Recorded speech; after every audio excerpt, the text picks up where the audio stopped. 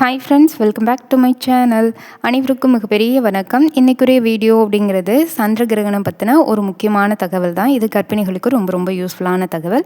இந்த வருஷத்துடைய 2வது சந்திர கிரகணம் ஆகஸ்ட் மாதம் நடக்க இருக்குது. இது எந்த தேதியில் வருது, எந்த நேரத்தில் இருக்குது, இந்தியாவில் தெரியுமா தெரியாதா, எங்கெல்லாம் பார்க்க முடியும் அப்படிங்கிறத பற்றியும், குறிப்பாக இந்த கிரகண நேரங்களில் என்ன செய்யலாம் செய்யக்கூடாது, இது கர்ப்பிணிகளுக்கு பொதுவாக ஏற்படக்கூடிய டவுட் அப்படிங்கிறது, இதை பற்றின டீட்டெயில் கிளாரிஃபிகேஷன் இந்த வீடியோவில் இருக்குது. வீடியோவை கடைசி வரைக்கும் ஸ்கிப் பண்ணாமல் பாருங்கள்.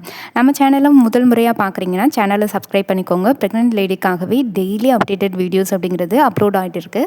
ரொம்ப யூஸ்ஃபுல்லாக இருக்கும். வாங்க வீடியோக்குள்ளே போகலாம்.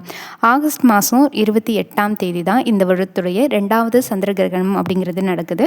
முதல் சந்திர கிரகணம் அப்படிங்கிறது ஆகஸ்ட் 2026 மார்ச் மாதம் நடந்து முடிஞ்சிருச்சு. மார்ச் 8ஆம் தேதி நடந்தது. ஒரு வருஷத்தில் 2 சந்திர கிரகணம், 2 சூரிய கிரகணம் அப்படிங்கிறது வரும். அதில் இது 2வது கடைசின்னு கூட சொல்லலாம் சந்திர கிரகணம் அப்படிங்கிறது.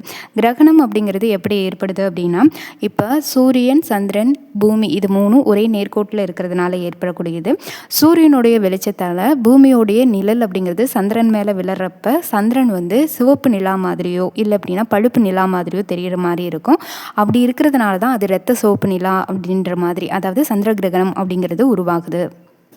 இந்த 2வது சந்திர கிரகணம் அப்படிங்கிறது என்றைக்கு வருதுன்னு கேட்டிங்கன்னா, ஆகஸ்ட் 28ஆம் தேதி வெள்ளிக்கிழமை அன்னைக்கு தான் வருது. இந்த கிரகணம் ஆரம்பிக்கக்கூடிய நேரம் அப்படின்னு பார்த்தீங்கன்னா, ஆகஸ்ட் 28ஆம் தேதி காலை 6:53 மணிக்கு தொடங்கி நண்பகல் 12:31 மணி வரைக்கும் நீடிக்கக்கூடியதாக இருக்கும். இந்த கிரகணத்துடைய உச்சம் அப்படிங்கிறது 9:30 உங்களுக்கு 9:45 உச்சத்தில் இருக்கக்கூடியதாக இருக்கும். இந்த 2வது சந்திர கிரகணம் அப்படிங்கிறது பகல் நேரங்களில் தான் நடக்குது. பொதுவாக பகல் நேரத்தில் சந்திர கிரகணம் தெரிஞ்சது அப்படின்னா, அதாவது அந்த டைமிங் இருந்தது அப்படின்னா, இந்தியாவில் சந்திர கிரகணம் தெரியாது, அது சூரிய கிரகணம் தான் பகல் நேரத்தில் இருந்துச்சு அப்படின்னா நம்மளுக்கு தெரியும். ஏன்னா பகல் நேரத்தில் நம்மளுக்கு சந்திரன் தெரியாது, அதனால சந்திர கிரகணம் இந்தியாவிலேருந்து பார்க்க முடியாது. ஆனால் கிரகணம் நடக்கும், இந்தியாவிலேருந்து பார்க்க முடியாது, இந்தியாவில் தெரியாது. இந்தியாவில் தெரியல அப்படின்னாலும் மற்ற நாடுகள்லாம் தெரியுமான்னு கேட்டிங்கன்னா, ஆமாம். மத்திய அமெரிக்கா, தென் அமெரிக்கா, இது மட்டும் இல்லாமல் ஐரோப்பியா, ஆப்பிரிக்கா இது மாதிரியான சில பகுதிகள்லையும், and America, Canada, Mexico, Brazil, Argentina இது மாதிரியான பெரிய பெரிய நாடுகளில் சந்திர கிரகணம் அப்படிங்கிறது நல்லாவே தெரியும். இது உடைய உச்சம் அப்படிங்கிறது காலை நேரத்தில் வர்றதுனால அந்த நேரத்தில் சந்திரன் நம்ம பகுதியில் வானிலை இல்லாத மாதிரி இருக்கிறதுக்கு வாய்ப்பு இருக்குது. நம்ம இதில் தெரியாததுனால இதுக்காக நீங்கள் கவலைப்பட வேண்டிய அவசியம் கிடையாது. இதுதான் உங்களுக்கு சந்திர கிரகணம் அப்படிங்கிறது தெரியக்கூடிய நேரம். ஆனால் அது தேதி அப்படிங்கிறது இந்தியாவில் தெரியுமா தெரியாதா அப்படின்றதுக்கான ஒரு விளக்கம் அப்படிங்கிறது.